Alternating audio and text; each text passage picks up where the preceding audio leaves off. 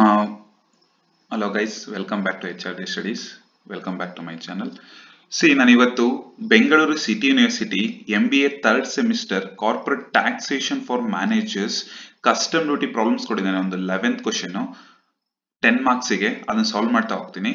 ಅದಕ್ಕಿಂತ ಮುಂಚೆ ನಾನು ಇದು ಕಸ್ಟಮ್ ಡ್ಯೂಟಿ ಫಸ್ಟ್ ಪ್ರಾಬ್ಲಮ್ ಆಗಿರೋದ್ರಿಂದ ನಾನು ಫಾರ್ಮೆಟ್ ನ ಎಕ್ಸ್ಪ್ಲೈನ್ ಮಾಡ್ಬಿಡ್ತೀನಿ ನಿಮಗೆ. ಕ್ಲಿಯರ್ ಆಗಿ ನಿಮಗೆ ಫಾರ್ಮೆಟ್ ಅರ್ಥ ಆಯ್ತು ಅಂದ್ರೆ this problem will be easy actually. ನಿಮಗೆ ಫಸ್ಟ್ ಒನ್ ನೋಡ್ರಿ, ಫಸ್ಟ್ ಒನ್ ಯಾವ to find out the CAF value or assessable value ಅಂತ ಹೇಳ್ತೀವಿ. ಅಸೆಸಬಲ್ ವ್ಯಾಲ್ಯೂ ಫೈಂಡ್ ಔಟ್ ಮಾಡ್ಬೇಕಂದ್ರೆ this is the format and extra ಕೊಡೋದಕ್ಕೆ ಇನ್ಕ್ಲೂಡ್ ಆಗುತ್ತೆ. ಫಸ್ಟ್ ಒನ್ ಏನಂದ್ರೆ FOB ಏನೇ ಕೊಡ್ಲಿ, ನಾನು ಈ ಪ್ರಾಬ್ಲಮ್ಸ್ಗೆ UK ಫಾಂಟ್ಸ್ ಅಂತ ಕೊಟ್ಟಿದ್ದೇನೆ ತಗೊಳ್ತೀವಿ, ಅದರ್ವೈಸ್ ಡಾಲರ್ಸ್ ಅಲ್ಲಿ ಕೊಟ್ಟರೆ ಡಾಲರ್ಸ್ ಇಂದ ರುಪೀಸ್ ಕನ್ವರ್ಟ್ ಮಾಡ್ತೀವಿ. But they will give the exchange rate also in the problem. ಅದಕ್ಕಿಂತ ಮುಂಚೆ FOB ಏನ್ ಕೊಟ್ಟಿದೆ ನೋಡ್ಕೊಡಿ. FOB ಅಂದ್ರೆ ಫ್ರೀ ಆನ್ ಬೋರ್ಡ್ ಅಂತ ಹೇಳ್ತೀವಿ. ಪ್ರಾಬ್ಲಮ್ ಅಲ್ಲಿ ಕ್ಲಿಯರ್ ಆಗಿ ಮೆನ್ಷನ್ ಮಾಡಿರ್ತಾನೆ FOB ವ್ಯಾಲ್ಯೂನ. ಅದಾದ್ಮೇಲೆ ಎಕ್ಸ್ಪೆನ್ಸಸ್ ಟು ಬಿ ಇನ್ಕ್ಲೂಡೆಡ್, ಅದಕ್ಕೆ ಏನಾದರೂ ಎಕ್ಸ್ಟ್ರಾ ಎಕ್ಸ್ಪೆನ್ಸಸ್ ಆಗಿದ್ರೆ FOB ಪರ್ಚೇಸ್ ಮಾಡ್ಬೇಕಾದ್ರೆ ಇಂಪೋರ್ಟ್ ಎಕ್ಸ್ಪೋರ್ಟ್ ನೀವೇನ್ ಮಾಡ್ತಿರ್ತೀರಾ ಟೈಮಲ್ಲಿ. First one freight charges or, ನಾನು ಜಸ್ಟ್ ಎಕ್ಸಾಂಪಲ್ ಈ ಪ್ರಾಬ್ಲಮ್ ಮೆನ್ಷನ್ ಮಾಡ್ಕೊಂಡಿದ್ದೀನಿ. Freight charges, design and development, commission, insurance or any other packing charges, engineering charges or any commission and brokerage charges, ಯಾವುದೇ ಬಂದ್ರು any other expenses ಇಲ್ಲಿ add ಮಾಡ್ತಾ ಹೋಗ್ತೀವಿ. ಅದಲ್ಲದೆ ನಿಮಗೆ ಲಾಸ್ಟಿಂಗ್ ಲೋಡಿಂಗ್ ಚಾರ್ಜಸ್ ಬರುತ್ತೆ. Loading and unloading charges is already removed. ಅದು ಕೊಟ್ಟಿಲ್ಲ ಅಂದ್ರೆ ನಾವು ತಗೊಳಲ್ಲ, ನಿಲ್ ಅಂತ ತಗೊಳ್ತೀವಿ. ಅದಷ್ಟು ಫೈಂಡ್ ಔಟ್ ಮಾಡಿದ್ರೆ ನಿಮ್ಗೆ assessable value or CAF value ಅಂತ ಹೇಳ್ತೀವಿ, ನಿಮ್ಗೆ ವ್ಯಾಲ್ಯೂ ಸಿಗುತ್ತೆ. ಅಂಡ್ ಅದಾದ್ಮೇಲೆ ನಾವು competition of custom duty payable ನ ಫೈಂಡ್ ಔಟ್ ಮಾಡ್ಬೇಕಾಗುತ್ತೆ. ನೀವು ಇಲ್ಲಿ ಏನ್ ವ್ಯಾಲ್ಯೂ ಫೈಂಡ್ ಔಟ್ ಮಾಡಿರ್ತೀರಾ assessable value, it comes under year. Next ಅದಾದ್ಮೇಲೆ BCD 10% on assessable value. For example problem ಅಲ್ಲಿ ಏನಾದ್ರು 10, 12, 7.5 ಏನಾದ್ರು ಕೊಟ್ಟಿದ್ರೆ ಆಸ್ ಇಟ್ ಈಸ್ ಪ್ರಾಬ್ಲಮ್ ಅಲ್ಲಿ ಏನ್ ಕೊಟ್ಟಿರ್ತಾನೆ ಅದನ್ನ ತಗೊಳ್ತೀವಿ. ಅದು ಯಾವ ವ್ಯಾಲ್ಯೂ ಮೇಲೆ? ಅಸೆಸಬಲ್ ವ್ಯಾಲ್ಯೂ ಮೇಲೆ 10%. BCD ಅಂದ್ರೆ ಬೇಸಿಕ್ ಕಸ್ಟಮ್ ಡ್ಯೂಟಿ ಅಂತ ಹೇಳ್ತೀವಿ. 10% ತಗೊಳ್ತೀವಿ. ಪ್ರಾಬ್ಲಮ್ ಅಲ್ಲಿ ಕೊಟ್ಟಿಲ್ಲ ಅಂದ್ರೂ ಇಟ್ಸ್ ಸ್ಟ್ಯಾಂಡರ್ಡ್ 10% ತಗೊಬೇಕು. ಅಂಡ್ ನೆಕ್ಸ್ಟ್ ಒಂದು social welfare charges 10% on BCD basic custom duty. ಇದು ಪ್ರಾಬ್ಲಮ್ ಅಲ್ಲಿ ಕೊಟ್ಟಿದ್ರೆ ಎಷ್ಟು ಪರ್ಸೆಂಟ್ ಕೊಟ್ಟಿರ್ತಾನೋ ಅಷ್ಟು ಪರ್ಸೆಂಟ್ ತಗೊಳ್ತೀವಿ. For example, in case they are not given in the problem means it is 10% is standard for depends on basic custom duty ಮೇಲೆ 10% ತಗೊಳ್ತೀವಿ. ಅದಾದ್ಮೇಲೆ ಸಬ್ total ಬರುತ್ತೆ. ಆ ಸಬ್ ಟೋಟಲ್ ಮೇಲೆ IGST ಕೊಡ್ತೀವಿ. IGST ಪ್ರಾಬ್ಲಮ್ ಅಲ್ಲಿ ಎಷ್ಟು ಪರ್ಸೆಂಟ್ ಕೊಟ್ಟಿದ್ದಾರೆ ನೋಡ್ಕೊಡ್ರಿ. Otherwise there are not given in the problem ಅಂದ್ರೆ 18% ಇಸ್ ದ ಸ್ಟ್ಯಾಂಡರ್ಡ್. ಅದಷ್ಟು ಟೋಟಲ್ ಮಾಡಿದ್ರೆ ನಿಮಗೆ ಟೋಟಲ್ ಕಸ್ಟಮ್ ಡ್ಯೂಟಿ ಪೇಬಲ್ ಬರುತ್ತೆ. ಟೋಟಲ್ ಕಸ್ಟಮ್ ಡ್ಯೂಟಿ ಪೇಬಲ್ ಗೆ only BCD, social welfare charges and IGST ಮೂರು ಟೋಟಲ್ ಮಾಡಿ ಮಾತ್ರ ನೀವು ಟೋಟಲ್ ಕಸ್ಟಮ್ ಡ್ಯೂಟಿ ಪೇಬಲ್ ತಗೊಬೇಕು. ಅಸೆಸಬಲ್ ವ್ಯಾಲ್ಯೂ ಟೋಟಲ್ ಮಾಡಂಗಿಲ್ಲ. ಓಕೆ, ನಾನು ಪ್ರಾಬ್ಲಮ್ ನೋಡ್ತಾ ಹೋಗೋಣ. ನಾನು ಪ್ರಾಬ್ಲಮ್ ಎಕ್ಸ್ಪ್ಲೇನ್ ಮಾಡ್ಬಿಡ್ತೀನಿ. 2022 ಕ್ವಶನ್ ಪೇಪರ್ ಇದು 11th question. Compute the assessable value and custom duty payable from the following information. First one ಕೊಟ್ಟಿದ್ದಾನೆ FOB value of machine 10,000 UK ಫೌಂಡ್ಸ್. 10,000 UK ಫೌಂಡ್ಸ್ ಅಲ್ಲಿ ಕೊಟ್ಟಿದ್ದಾನೆ. ಓಕೆ, ನಾನು ಪ್ರಾಬ್ಲಮ್ ಹಂಗೆ ಮಾಡ್ತಾ ಹೋಗ್ತೀನಿ. ಫಸ್ಟ್ ಒನ್ FOB ವ್ಯಾಲ್ಯೂ ಕೊಟ್ಟಿದ್ದಾನೆ. FOB ವ್ಯಾಲ್ಯೂ ಕೊಟ್ಟಿದ್ದಾನೆ 10,000 UK ಫೌಂಡ್ಸ್ ಅಂತ ಕೊಟ್ಟಿದ್ದಾನೆ. 10,000 UK ಫೌಂಡ್ಸ್ ತಗೊಳ್ತೀವಿ. How to convert into rupees. ಅದಕ್ಕಿಂತ ಮುಂಚೆ ಪ್ರಾಬ್ಲಮ್ ಅಲ್ಲಿ ಎಷ್ಟು ರುಪೀಸ್ ಫ್ರೈಟ್ ಕೊಟ್ಟಿದ್ದಾನೆ, design and development, commission payable 2% on FOB and rate notified CBSE 68 per UK pounds ಇಲ್ಲಿ ಕೊಟ್ಟಿದ್ದಾನೆ. 68 rupees per UK pounds. 68 rupees exchange rate ಅಂದ್ರೆ 10,000 into 68 rupees ಅಂದ್ರೆ 6,80,000 rupees ಆಗುತ್ತೆ. ನೆಕ್ಸ್ಟ್ ಏನಂದ್ರೆ expenses to be included. Expenses to be included ಅಲ್ಲಿ ನಿಮಗೆ freight ಗೆ ಒಂದು ಕಂಡೀಷನ್ ಇದೆ, ನಾನು ಅವಾಗಲೇ ಎಕ್ಸ್ಪ್ಲೇನ್ ಮಾಡ್ಬೇಕಾದ್ರೆ ಹೇಳಿಲ್ಲ. ಫ್ರೈಟ್ ಗೆ ಏನಂದ್ರೆ ನಿಮ್ಗೆ ಯಾವ ಫ್ರೈಟ್ ಚಾರ್ಜಸ್ ಏರ್ ಅಲ್ಲಿ ತಗೊಂಬಂದ್ರೆ, ದಟ್ ಮೀನ್ಸ್ ಫ್ಲೈಟ್ ಅಲ್ಲಿ ಬಂದ್ರೆ ಏನಂದ್ರೆ ಫ್ರೈಟ್ ಚಾರ್ಜಸ್ ಏನ್ ಕೊಟ್ಟಿರ್ತಾನೆ ನೋಡ್ಕೊಡ್ರಿ. ಇದು ಏರ್ ಅಲ್ಲಿ ಬಂದಿರೋ ನಮಗೆ ಅಸೆಸಬಲ್ ವ್ಯಾಲ್ಯೂ ನೋಡ್ರಿ ಇಲ್ಲಿ. The following information freight paid in bracket ಅಲ್ಲಿ ಏರ್ ಅಂತ ಮೆನ್ಷನ್ ಮಾಡಿದ್ದಾನೆ. ಏರ್ ಅಂದ್ರೆ ಇಟ್ಸ್ ಫ್ಲೈಟ್ ಅಲ್ಲಿ ಬರ್ತಾ ಇದೆ. ನಾವ್ ಏನ್ ಮಾಡ್ತೀವಿ, ಒಂದು FOB ವ್ಯಾಲ್ಯೂ ಏನ್ ಕೊಟ್ಟಿರ್ತಾನೆ ಅದು ವ್ಯಾಲ್ಯೂ ಕನ್ಸಿಡರ್ ಮಾಡ್ತೀರಾ. ಈ ಪ್ರಾಬ್ಲಮ್ ಅಲ್ಲಿ ಎಷ್ಟು ಕೊಟ್ಟಿದ್ದಾನೆ FOB ವ್ಯಾಲ್ಯೂ ಅಂದ್ರೆ 2,500 rupees ಕೊಟ್ಟಿದ್ದಾನೆ. ಬಟ್ ಅದಲ್ಲದೆ ಬರೀ ಅದನ್ನ ಡೈರೆಕ್ಟ್ ಆಗಿ ಕನ್ಸಿಡರ್ ಮಾಡಂಗಿಲ್ಲ, ಓನ್ಲಿ ಏರ್ ಅಲ್ಲಿ ಹೇಳ್ತಾರೆ. ಅದನ್ನ ಶಿಪ್ ಅಲ್ಲಿ ಬಂದ್ರೆ ತಗೊಳಂಗಿಲ್ಲ. ಇದನ್ನ 2,500 ಕೊಟ್ಟಿದ್ದಾನೆ. And 20% on FOB. FOB value is 10,000. 20% on 10,000 ಅಂದ್ರೆ ಇಟ್ಸ್ 2,000 rupees ಬರುತ್ತೆ. ಅಂಡ್ ಇವೆರಡರಲ್ಲಿ whichever is the lower ಅದನ್ನ ಕನ್ಸಿಡರ್ ಮಾಡಬೇಕು. Whichever is the lesser, correct. Whichever is the lesser ಅಂದ್ರೆ ಯಾವ್ದಾಗುತ್ತೆ, 2,000 rupees ಆಗುತ್ತೆ. ನಾನು ಇನ್ನೂ ಒಂದ್ಸರಿ ಹೇಳ್ತೀನಿ, ಇದು ಓನ್ಲಿ ಫಾರ್ ದ ಏರ್ ಅಂದ್ರೆ ಫ್ಲೈಟ್ ಅಲ್ಲಿ ಬಂದ್ರೆ ಮಾತ್ರ. ಶಿಪ್ ಅಲ್ಲಿ ಬಂದ್ರೆ ಇದನ್ನ ಕನ್ಸಿಡರ್ ಮಾಡಿದ್ರೆ ಡೈರೆಕ್ಟ್ ಫ್ಲೈಟ್ ಚಾರ್ಜಸ್ ಏನಿರುತ್ತೆ ಡೈರೆಕ್ಟ್ ಆಗಿ ತಗೊಂಡ್ಬಿಡ್ತೀವಿ. ಬಟ್ ಇದು ಏರ್ ಅಲ್ಲಿ ಬರ್ತಿರೋದ್ರಿಂದ this is the condition. Flight charges paid are 20% on FOB whichever is the lower ಅದನ್ನ ಕನ್ಸಿಡರ್ ಮಾಡ್ತೀವಿ. ನಾವು 2,000 into convert into Indian rupees 68 rupees exchange rate mention ಮಾಡ್ಕೊಂಬೋಣ. It will be better. 68 rupees. 68 rupees and 2,000 into 68 rupees ಅಂದ್ರೆ 1,36,000 rupees ಬರುತ್ತೆ. Next design and development charges ಕೊಟ್ಟಿದ್ದಾನೆ. Next one ಇದರಲ್ಲಿ C design and development charges paid in UK 500 UK pounds. Design and development charges 500 UK, 500 into 68 rupees ಅಂದ್ರೆ 34 rupees. ನಿಮ್ಗೆ ಏನೇ expenses ಆಗಲಿ ನೀವು include ಮಾಡ್ತಾ ಹೋಗ್ತೀರಾ. ಓಕೆ.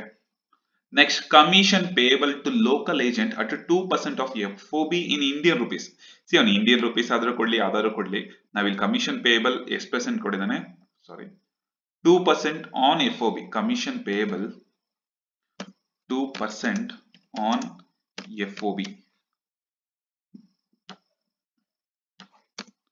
2% on FOB. ನಿಮಗೆ ಕಮಿಷನ್ ಪೇಬಲ್ 2% ಆನ್ FOB ಅಂದ್ರೆ FOB ವ್ಯಾಲ್ಯೂ ಎಷ್ಟಿದೆ 10,000, ಬಟ್ ಇಂಡಿಯನ್ ರುಪೀಸ್ ಅಂತ ಹೇಳಿದ ನಿಮ್ಗೆ 10,000 into 2% ಅಂದ್ರೆ 200 rupees ಬರುತ್ತೆ. ಅದರ್ವೈಸ್ ನೀವು ಇಂಡಿಯನ್ ರುಪೀಸ್ ಹೋಗ್ತೀರಾ ಅಂದ್ರು 6,80,000 into 2% ಅಂದ್ರೂ ಇಟ್ ಇಸ್ 13,600 rupees. ನೀವು ಇದನ್ನಾದ್ರೂ ಕನ್ವರ್ಟ್ ಮಾಡಿ, but it will be same. ನೀವು 13,600 ಡಿವೈಡ್ ಬೈ 68 ಮಾಡಿದ್ರೆ ನಿಮ್ಗೆ 200 ಬರುತ್ತೆ. ಎನಿಥಿಂಗ್ 2% ಯಾವ್ದು ಕನ್ವರ್ಟ್ ಮಾಡಿದ್ರು will be answer will be same. Next one ನೋಡ್ರಿ, ರೇಟ್ ನೋಟಿಫೈಡ್ 2% ಆನ್ FOB ಆಯ್ತು. ರೇಟ್ ನೋಟಿಫೈಡ್ ಬೈ CBIC ಅಂದ್ರೆ ಸೆಂಟ್ರಲ್ ಬ್ಯೂರೋ ಇಂದ ನಿಮಗೆ ರೇಟ್ ನೋಟಿಫೈಡ್ ಆಗಿದೆ ₹68 per UK ಫಂಡ್. ಇದನ್ನು ಆಲ್ರೆಡಿ ಕನ್ಸಿಡರ್ ಮಾಡಿದ್ವಿ. Next IGST ಕೊಟ್ಬಿಟ್ಟಿದ್ದಾನೆ 12%. ಅದನ್ನ ನಾವು ಕಸ್ಟಮ್ ಡ್ಯೂಟಿ ಪೇಬಲ್ ತಗೊಳ್ತೀವಿ, plus social welfare charges at applicable rate. ಅವ್ನು ಹೇಳಿದಾನೆ ಅಪ್ಲಿಕೇಬಲ್ ರೇಟ್ ಅಂತ, ನಾನು ಬಂದಾಗ ಎಕ್ಸ್ಪ್ಲೇನ್ ಮಾಡ್ತೀನಿ. Next insurance charges details are not available.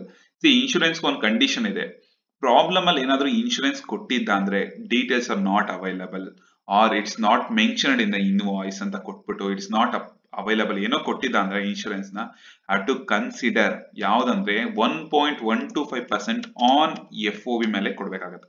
Okay, FOB value ಏನಿರುತ್ತೆ ಅದ್ರ ಮೇಲೆ 1.125% ಕೊಡ್ತೀರಾ.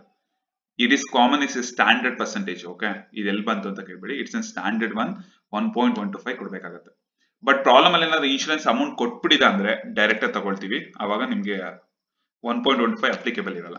1.125% ಆನ್ 10,000 ಅಂದ್ರೆ 112.5 ಬರುತ್ತೆ. ಇಂಡಿಯನ್ ರುಪೀಸ್ ಕನ್ವರ್ಟ್ ಮಾಡಿದ್ರೆ 7,650 rupees ಆಗುತ್ತೆ. And I think that's all. ಎಲ್ಲದು ಮುಗೀತಿಲ್ಲಿ, expenses to be included. Next loading and unloading charges it is removed, it's not applicable. ನಾವು ಅಸೆಸಬಲ್ ವ್ಯಾಲ್ಯೂ ಟೋಟಲ್ ಮಾಡ್ಕೊಡ್ರಿ, ಇದು 12,812.5 ಬರುತ್ತೆ. ಅಂಡ್ ಇಂಡಿಯನ್ ರುಪೀಸ್ ಕನ್ವರ್ಟ್ ಮಾಡಿದ್ರೆ ನೀವು ಟೋಟಲ್ ಮಾಡಿದ್ರು ಅಷ್ಟೇ ಬರಬೇಕು, into multiplication Indian rupees convert ಮಾಡಿದ್ರು ಅಷ್ಟೇ ಬರುತ್ತೆ. 8,71,250. ಇದನ್ನ ಇಂಟು 12,812.50 into 68 ಮಾಡಿದ್ರು answer will be same, 8,71,250.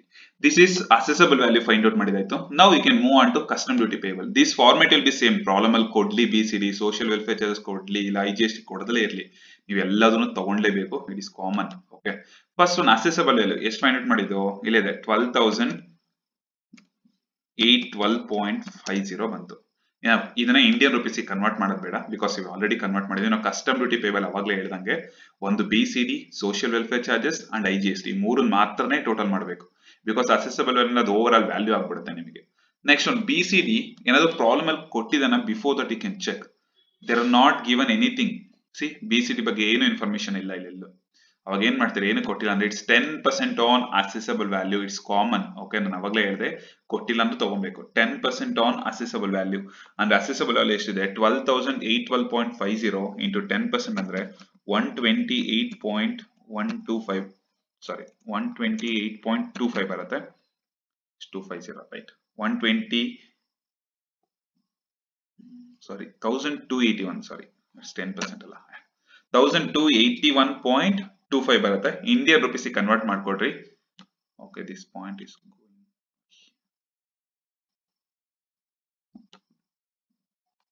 Okay, point ಹೋಗ್ತದೆ. 87,125 rupees ಬರುತ್ತೆ. You can converting into Indian rupees. One second, it's converting.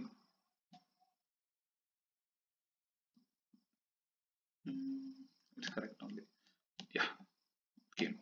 Now BCD 10% ಆಯ್ತು ಯಾವ್ದ್ರ ಮೇಲೆ, ಅಸೆಸಬಲ್ ವ್ಯಾಲ್ಯೂ ಮೇಲೆ. Next social welfare charges. Problem ಅಲ್ಲಿ ಏನಾದ್ರು ಕೊಟ್ಟಿದ್ದಾನ ನೋಡ್ಕೊಡ್ರಿ first.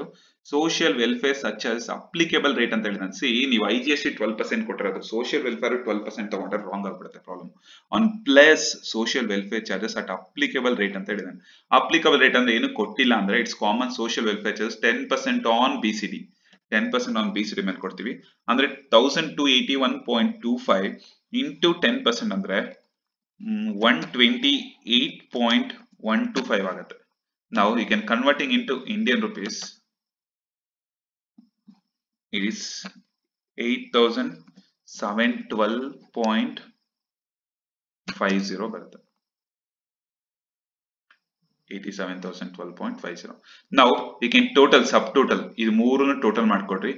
Assessable value, basic custom duty, social welfare charges ಮೂರನ್ನು ಟೋಟಲ್ ಮಾಡ್ರಿ ನಿಮಗೆ 14,221.875 ಬರುತ್ತೆ.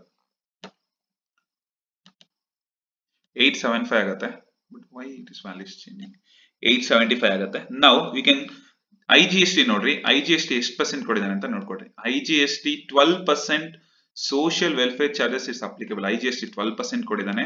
12% ಅಂದ್ರೆ ಯಾವ್ದ್ರ ಮೇಲೆ? ಟೋಟಲ್ ಮೇಲೆ 14,221.875 ಮೇಲೆ 12% ಕೊಡ್ತೀರಾ ಅಂದ್ರೆ IGST at 12%.